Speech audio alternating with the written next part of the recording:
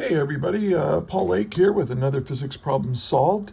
And in this problem, we've got a bag or something that's being dropped from a rising hot air balloon. And let's read the problem. We have a small bag of sand is released from an ascending hot air balloon whose constant upward velocity is V naught equals 2.85 meters per second. Knowing that at the time of release, the balloon was 42.3 meters above the ground, determine the time it takes for the bag to reach the ground from the moment of its release. And we're going to say that G equals 9.81 meters per second squared. Of course, that's in a downward direction, so you might want to put a negative in front of that. Now, in order to solve this problem, you really need to know be familiar with kinematics for constant acceleration, and specifically when that's applied to free fall problems.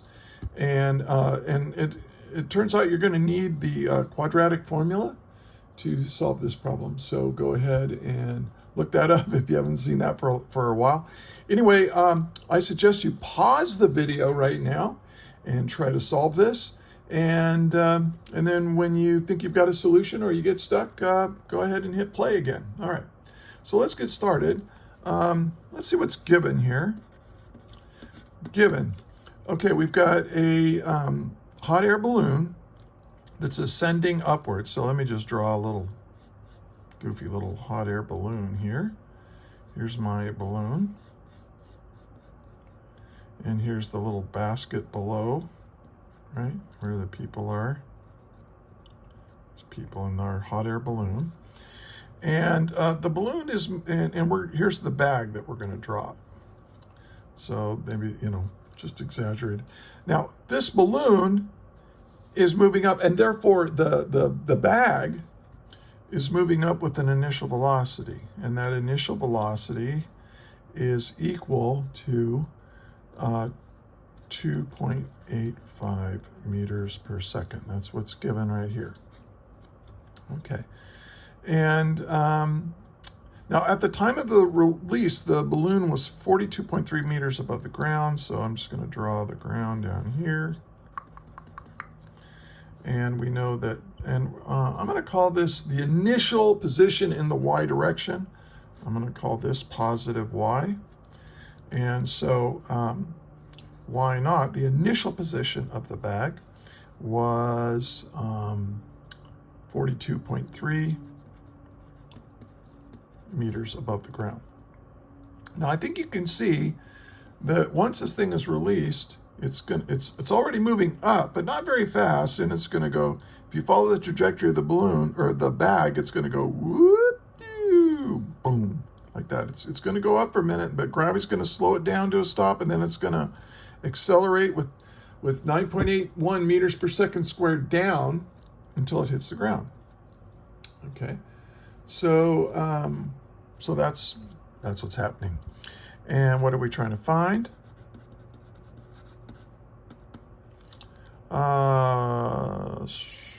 Determine the time it takes. So we want to find the time it takes to hit the ground. So I'll just draw time down here, and then we'll use that.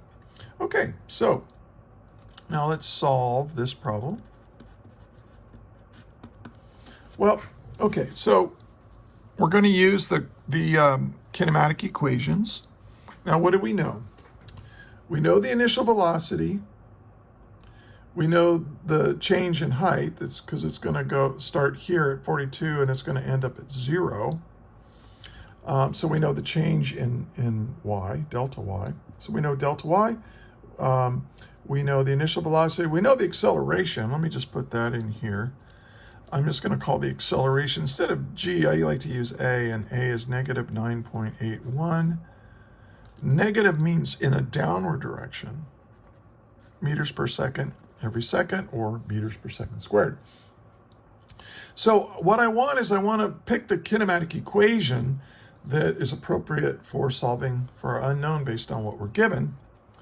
And in that case, I'm going to use this equation here. I'm going to say delta y equals v naught y times t plus 1/2 a t squared. So these are the kinematic equations for constant acceleration. Awesome. Now, I know what delta y is, right? Maybe we'll talk about that in a minute. We know what v naught y is, right? It's this 2.85 meters per second. We know what the acceleration is. We're trying to solve for time, so everything's accounted for here. I just need to solve this. So let me rearrange this. This is 1/2 a t squared plus v naught y times t minus, right, delta y, because I'm going to put this over here, equals 0. Now, why did I do this? I did this because I'm trying to get it in the form that is that's easiest to apply into the quadratic formula, as we're going to see. Now, let's take a look at delta y. I'll do that down here. Delta y is y final minus y initial. Well, y final is 0, right? Because it's going to end up at the end of the problem, at the end of the time interval, it's going to be at the ground. So y final is 0. And then its initial, we're going to subtract from that its initial position in the y direction, which was positive 42.3 meters. So this gives me a delta y of negative 42.3 meters. So let's apply that here. This is 1/2 of a, but a is negative. Well, let me just plug in the values here, and then we'll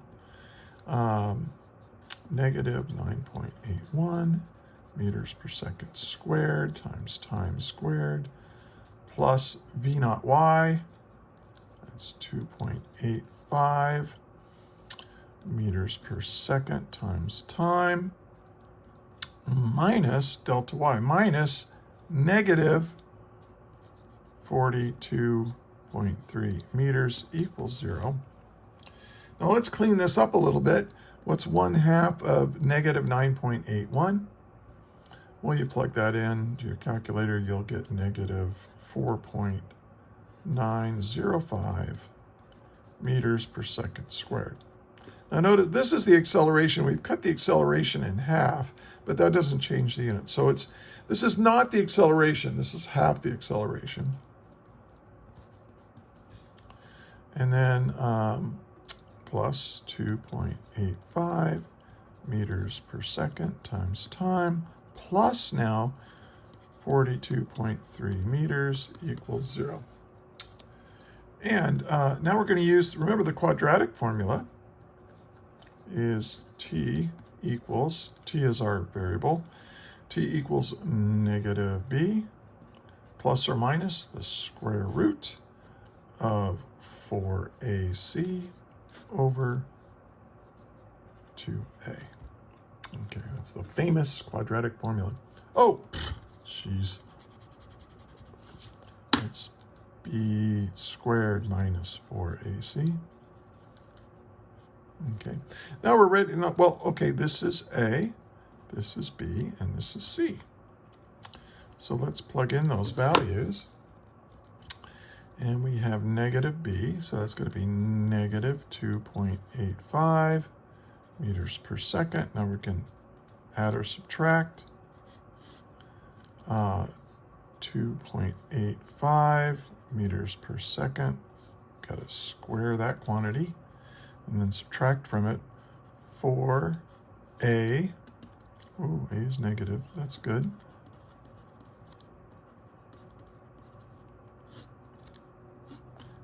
Okay, c, what is c? Oh, 42.3 meters. And then we're going to divide all of that by 2 times negative 2a, and a again is negative 4.905 meters per second squared. Okay, now when you do this on your calculator, what I suggest you do is do what's underneath the square root or the radical or whatever you want to call it, this thing. Do this thing first and plug it in your calculator. When I did, I got 28.95 meters per second. I like to to keep my units when I use the quadratic formula. And notice that here we have meters squared per second squared, meters squared per second squared. When you add those together, you get, and take the square root, you get meters per second. That's good. Now, when I plug this in, when I go negative 2.85 plus this value divided by this, you get negative 2.66 seconds. And then if I subtract this, if I get negative 2.85 minus 28.95 meters per second and then divide by this, I get positive. Why do I get positive? Because of this negative cancels the negative in the numerator. I get 3.24 seconds. Now let's take a look at this. Does this make any sense? Well, it sort of does.